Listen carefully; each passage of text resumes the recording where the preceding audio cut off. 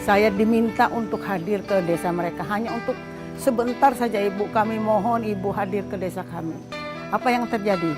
Saya berusaha karena saya melihat orang tua 3 orang menunggu saya dengan memelas mereka. Ingin saya kunjungi kampungnya, ingin saya melihat tempat peribadatan mereka. Di tengah perjalanan, Mas, sudah sore, saya harus dorong mobil. Di tengah hutan belantara, guys. Ya, inilah perjalanan kami untuk bertemu dengan umat sambil melihat kondisi tempat ibadah. Kami harus melalui jalan seperti ini. Jangankan untuk keresahan dia, kita sejak integrasi itu terjadi untuk memasyarakatkan kepada umat Kaharingan di seluruh pelosok Kalimantan Tengah, memasyarakatkan Om Swastiastu itu butuh waktu berpuluh-puluh tahun. Sekarang ini sudah 43 tahun. Kami selalu dan sering dibisiki oleh para leluhur, terutama yang ada di Paseban itu. Apapun yang kami lakukan,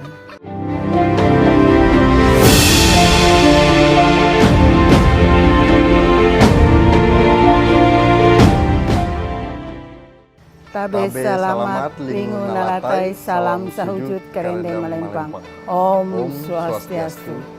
Salam Rahayu pemirsa Hindu Channel.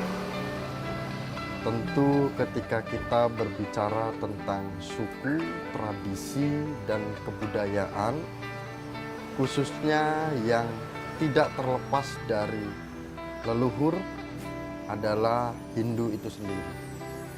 Dan hari ini kita langsung mencari informasi terkait dengan keberadaan tokoh Hindu kita yang notabene beliau adalah aktif di keumatan.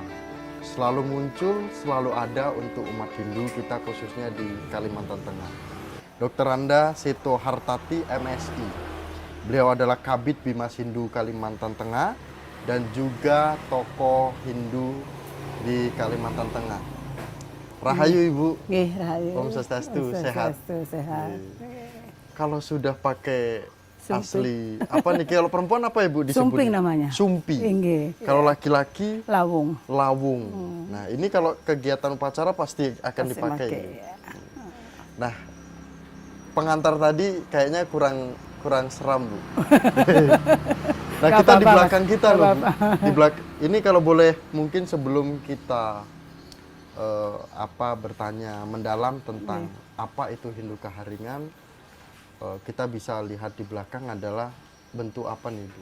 Ini sebagai tempat ibadah. Ini adalah sandung. Sandung leluhur. Sandung ini adalah tempat abu dan tulang para leluhur kami yang telah dilaksanakan upacara ritual tiwah, rukun kematian yang tingkat terakhir. Jadi disinilah mereka ditempatkan dan ini sudah mereka ini sudah disucikan.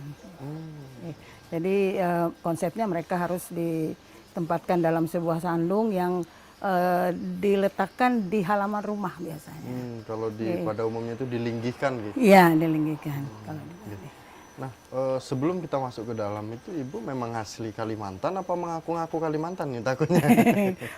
Izin Mas, saya asli Kalimantan Tengah, saya asli Dayak. Cuma kebetulan nama saya mirip Jawa. Sisto.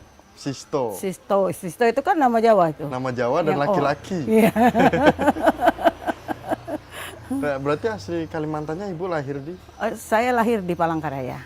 Di sini, di tempat ini. Ibu, orang tua juga asli di sini. Asli di sini, asli.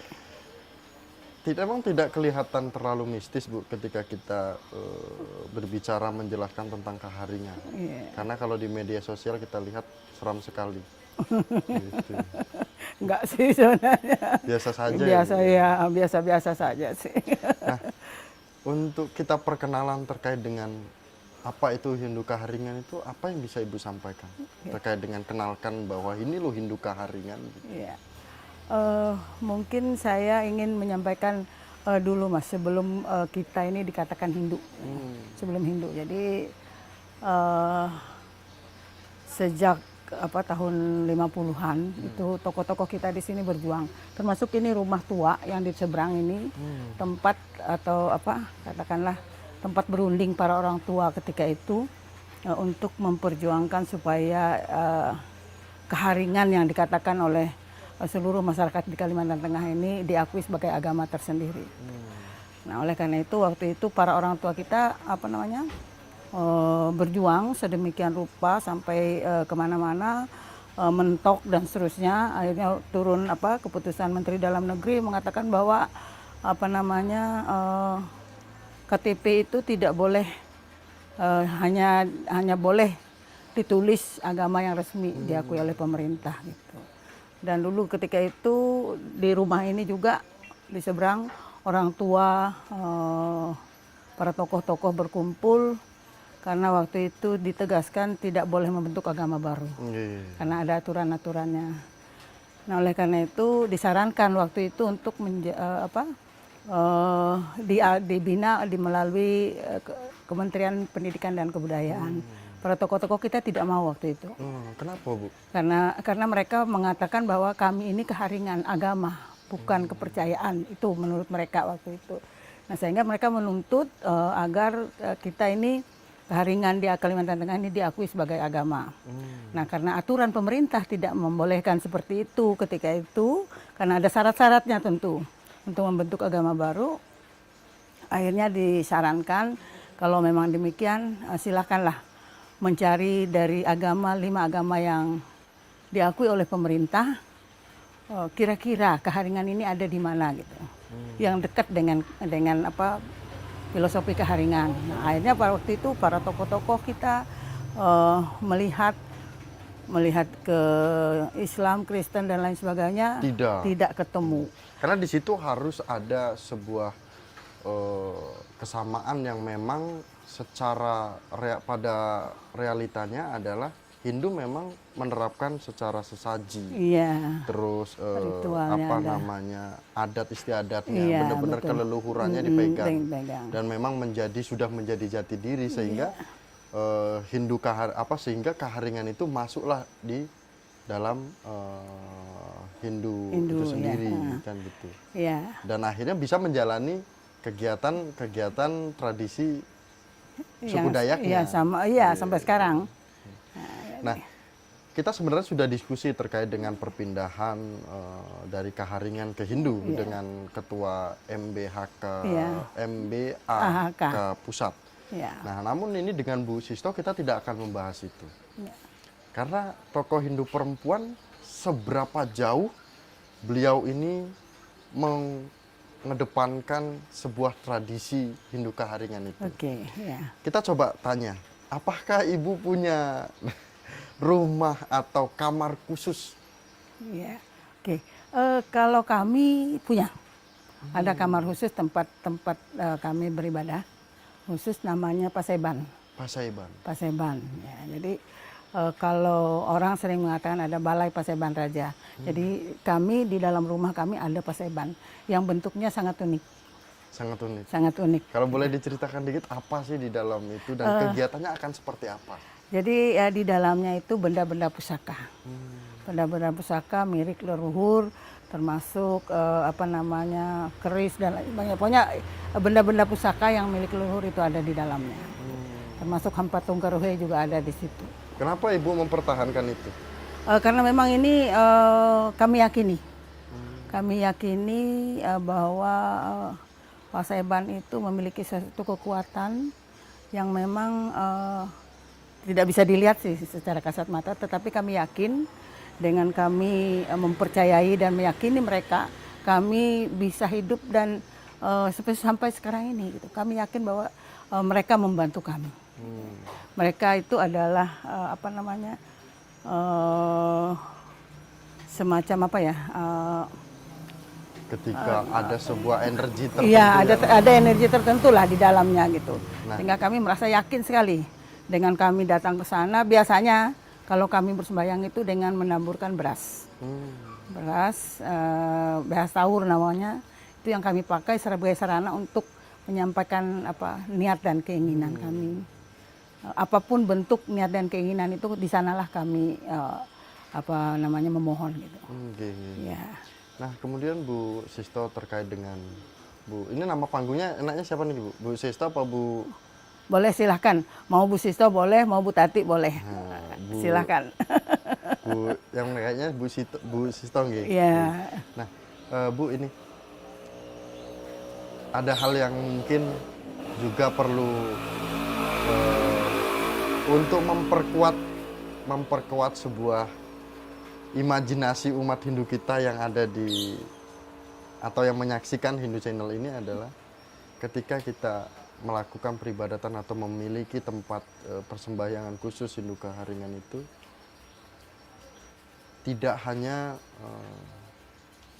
bentuk-bentuk keselamatan kita yang dijaga dari keluarga, itu ada juga lainnya seperti biasanya mimpi gitu, Petunjuk. diberikan petunjuk, oh ini harus seperti ini. Mungkin ada sedikit yang bisa diceritakan petunjuk apa, petuah apa yang pernah Ibu dengar dan pernah Ibu lihat atau Ibu pernah mimpikan terkait dengan Hindu Kaharingan itu? Sebenarnya begini, kalau terkait dengan petuah-petuah, kalau kami yang pernah saya rasakan gitu, kami selalu dan sering dibisiki oleh para leluhur, terutama yang ada di Paseban itu. Apapun yang kami lakukan, selalu kami dibisiki, gitu, misalnya ini akan ada sesuatu bahaya. Mereka selalu mengingatkan kita dalam bentuk mimpi, sehingga kami yakin kekuatan yang ada dalam rumah tempat Paseban itu memang sangat-sangat luar biasa. Termasuk kami, karena kami tugasnya di lapangan selalu mengunjungi umat di lapangan. Ketika saya ingin berangkat, saya selalu memohon dengan mereka agar saya selalu diikuti, karena petunjuk orang tua kami, kemanapun kalian pergi, panggil nama mereka, bawa serta mereka, walaupun fisik bangunannya tempatnya di rumah, tapi bawa mereka pergi untuk menemani kalian kemanapun. Nah, sehingga saya merasa bahwa selama saya bertugas,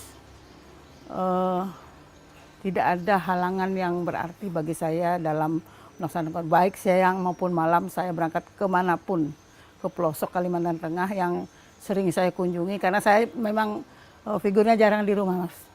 Jadi selama saya bertugas 16 tahun jadi pembimas, jadi saya selalu turun ke lapangan. Kadang-kadang seminggu itu paling 2 hari saya di rumah, selebihnya habis di lapangan. Gitu. Ya. Jadi bisikan-bisikan dari para leluhur kami yang ada di itu yang ini mungkin menjadi pertanyaan yang sedikit menggugah dan muncul secara tiba-tiba adalah ketika Ibu hanya 2 hari di rumah dan banyak kegiatan-kegiatan di lapangan, apalagi Ibu adalah sebagai ibu rumah tangga juga, punya anak, punya cucu dan lain sebagainya. Apa yang Ibu rasakan ketika Ibu itu berani turun di lapangan lebih lama daripada di rumah? Walaupun Ibu itu juga rumahnya di Kalimantan Tengah. Apa sebenarnya yang Ibu lihat dengan kondisi umat Hindu kita yang di Kaharingan?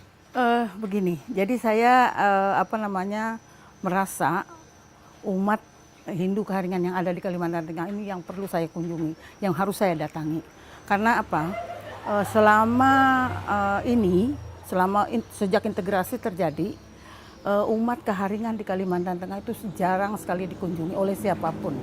Oleh karena itu saya merasa lebih enjoy ketika berada di tengah-tengah mereka. Di sana saya bisa bertemu dengan mereka, mendengarkan keluh kesah mereka. Kemudian kalau itu saya ketemu tempat ibadah balainya yang sudah tidak layak sama sekali untuk digunakan sebagai tempat ibadah, mereka sampaikan untuk dibantu, saya upayakan, karena kebetulan saya juga di Kementerian Agama, jadi saya upayakan untuk bantu mereka. Jadi saya lebih merasa saya lebih dekat dengan umat. Saya ingin apa yang saya lakukan ini betul-betul bisa dirasakan juga oleh umat. Gitu. Gimana sih Bu kondisi di lapangan itu? Kondisi di lapangan. Bayangkan loh Bu, ini sampai saya merinding gitu kan. Segitu besarnya niat Ibu untuk benar-benar sampai lebih memperhatikan kondisi umat kita di Kaharingan yang memang jarang sekali disentuh oleh umat-umat Hindu kita, khususnya mungkin yang ingin bahasanya gini, kebanyakan Tirta Yatra itu kan ke Bali, ke Jawa dan sebagainya. Walaupun kita berbicara terkait kos dengan terbang ke sini itu kan lumayan ini, gitu kan. Gimana sih kondisi di lapangan? Kan tidak hanya lumpur yang mungkin jalan yang jalan yang membuat kita sedih, kita akhirnya kepater dan sebagainya. Tidak hanya itu saja. Bayangan kita adalah Hindu kita yang besar adalah di Bali dan mewah dan gitu aja, gitu. Di Jawa, di Lampung gitu kan. Kondisi di lapangan ini gimana sih Pak di Ibu Kaharingan ini?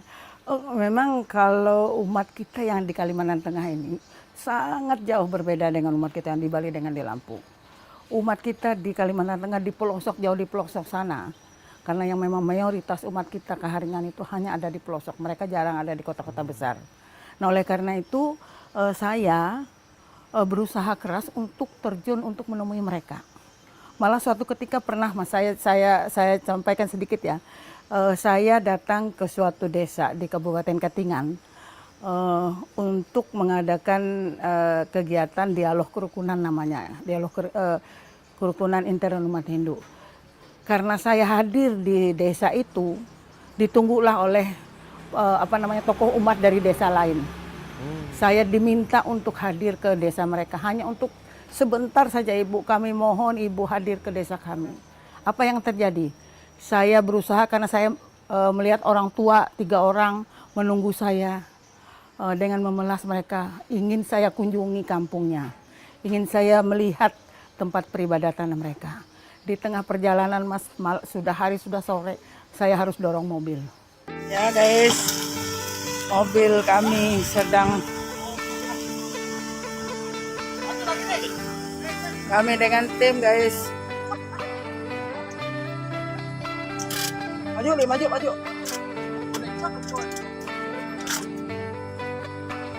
Ya, Pak Made Acana sedang sibuk mengatur jalan.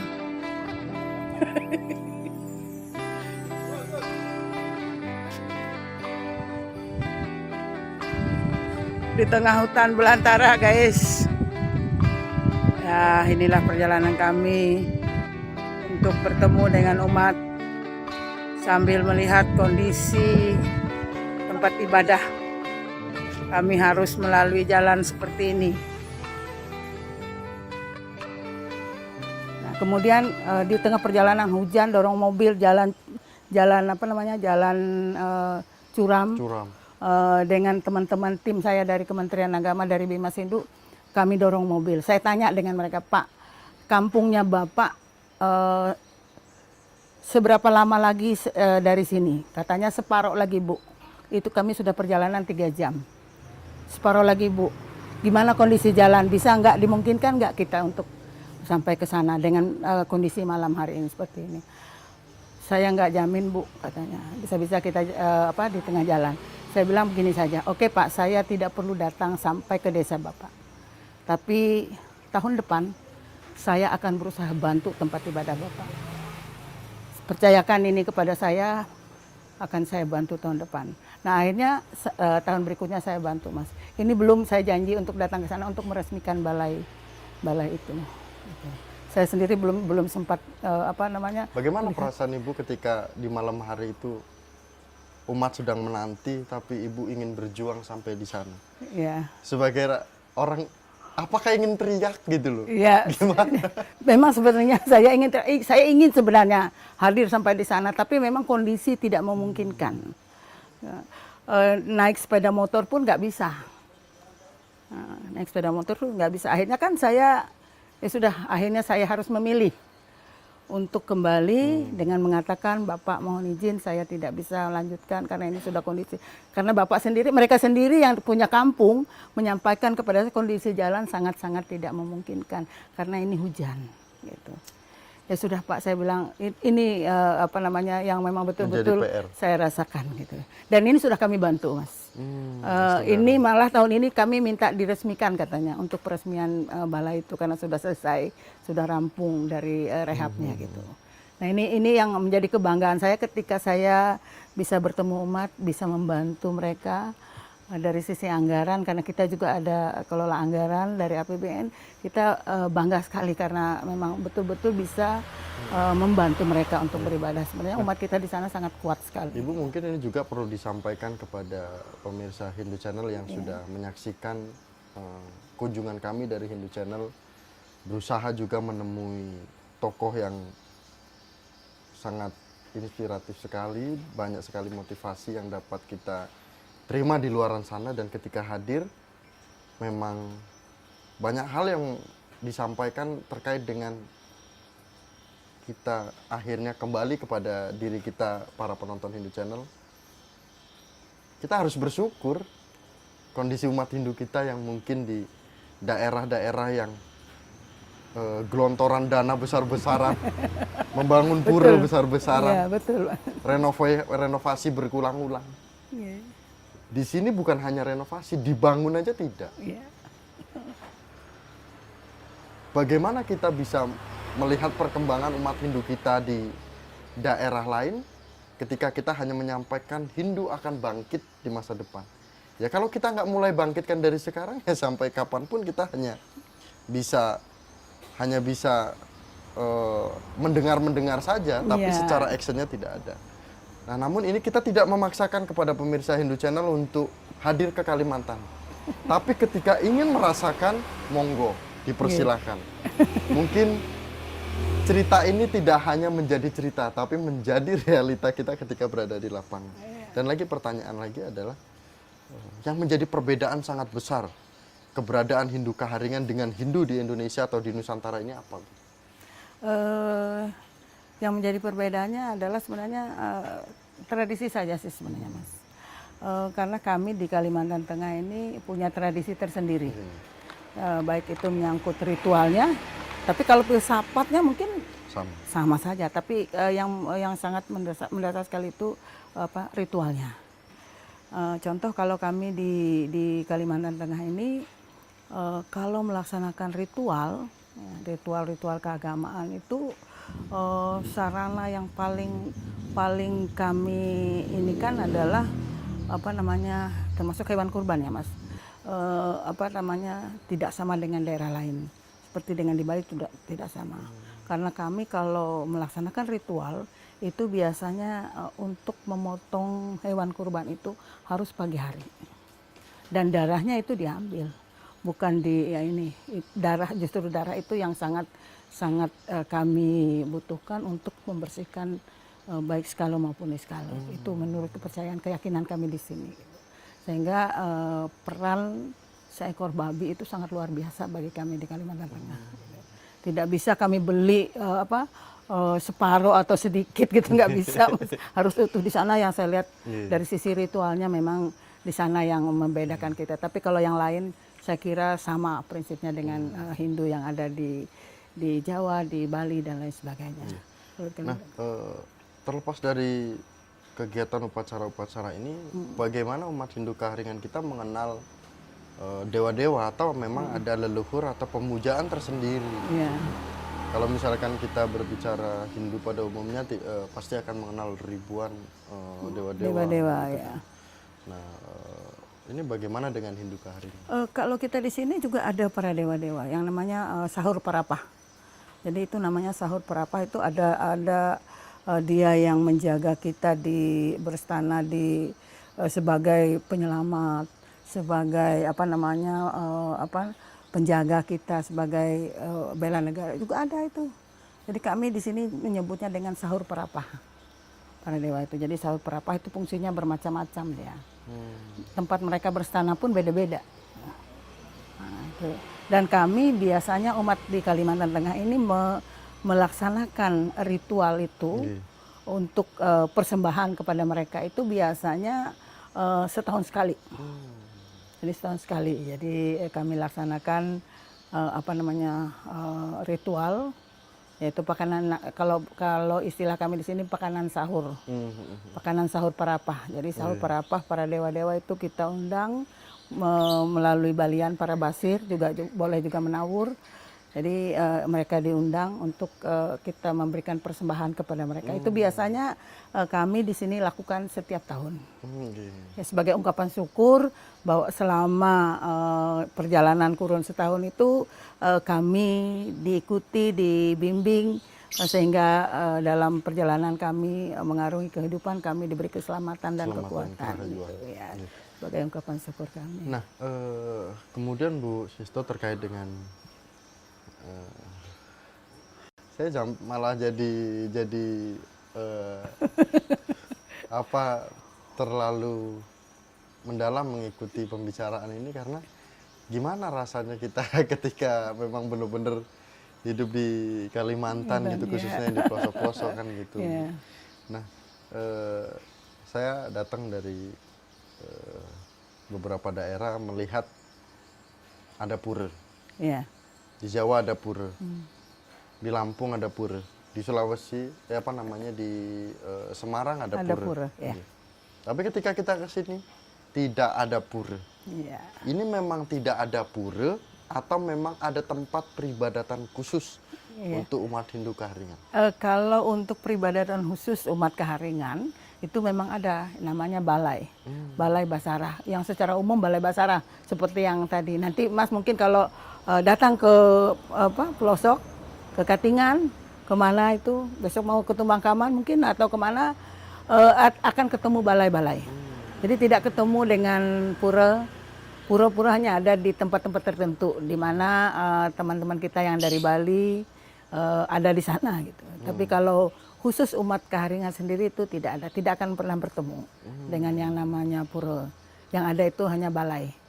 Itu yang saya katakan tadi, balai-balai inilah yang harus kita tata lagi, kita bangun lagi, karena umat kita di lapangan membangun itu sebagai tempat mereka bertemu, berkumpul, beribadah. Itu beberapa tahun yang silam, saat ini kondisinya sudah mulai hancur gitu. Nah, ini yang saya melihat langsung di lapangan kondisi itu. Oleh karena itu saya bersikeras selama kurang 10 tahun terakhir ini saya selalu turun ke lapangan gitu. Malah jelang saya purna tugas ini saya hampir jarang di rumah ini. Jadi waktu saya habis. Ibu berarti udah mau purna tugas? Berapa tahun lagi, Bro? 2 bulan lagi, Mas. 2 bulan lagi. Tapi walaupun Ibu purna tugas, tetap secara kondisi umat Hindu kita butuh pengabdian Ibu juga. Harus Ibu tetap Asungkaro. Yang penting saya sehat dulu, Mas. Nggih, yang penting sehat. Mohon doanya, karena tokoh Hindu kita, wanita yang apa ya, kalau orang ini apa untuk umat gitu kan, ini tetap Ibu harus pengabdian, tetap harus berjalan. Dari segi apapun, dari lini manapun tetap harus diperjuangkan selagi sehat. Mudah-mudahan ya, Astungkara. Ya, Astungkara. Nah, tapi kita tidak mau bahas pengabdian Ibu ke depan, bagaimana itu nanti bisa dibicarakan lebih lanjut. Lebih lanjut kan gitu. Nah, bagaimana terkait dengan peribadatan persembahyangan khusus? Kalau kita lihat Ibu mungkin hadir kepada kegiatan WHDI, Rakernas, atau kegiatan umat Hindu kita di luar sana, tidak terlepas dari yang namanya Trisandia. Tapi ketika kita lihat persembahyangan yang ada di Kaharingan, tidak ada Trisandia. Jadi begini, Mas, ya memang betul. Jangankan kalau di Kalimantan Tengah sendiri, jangankan untuk Trisandia, kita sejak integrasi itu terjadi untuk memasyarakatkan kepada umat Kaharingan di seluruh pelosok Kalimantan Tengah, memasyarakatkan Om Swastiastu itu butuh waktu berpuluh-puluh tahun. Sekarang ini sudah 43 tahun 43 integrasi. tahun. Memasyarakatkan yang tadi kita sebutkan Om Swastiastu itu bukan perkara yang gampang, apalagi dengan Trisandia. Karena khususnya adalah Tabe Salamat Ringunalata itu salam saujud Karendam Malempang. Iya, gitu. Jadi jangan heran kalau Trisandia itu tidak pernah kita lihat dalam peribadatan itu. Karena saya juga melihat dulu ketika saya masih kuliah, di IHD, kebetulan saya tamatan IHD tahun 84, saya ke sana. Jangankan di mana, di Bali itu dulu kan orang pada tidak mengenal Trisandya. Iya. Nah, tidak mengenal Trisandya dan lain sebagainya. Malah saya justru melihat, salut melihat ketika tahun 85 saya PKL ke Jogja, saya salut melihat generasi muda kita di Jogja. Sangat pasif dengan Trisandya. Beda dengan ketika saya PKL di Karangasem, ketika Trisandya, saya pimpin Trisandya, nggak ada satupun yang ngikutin saya gitu. Nah, oleh karena itu saya berpikir, jangankan di Kalimantan Tengah yang memang orang keharingan gitu, di Bali pun seperti ini.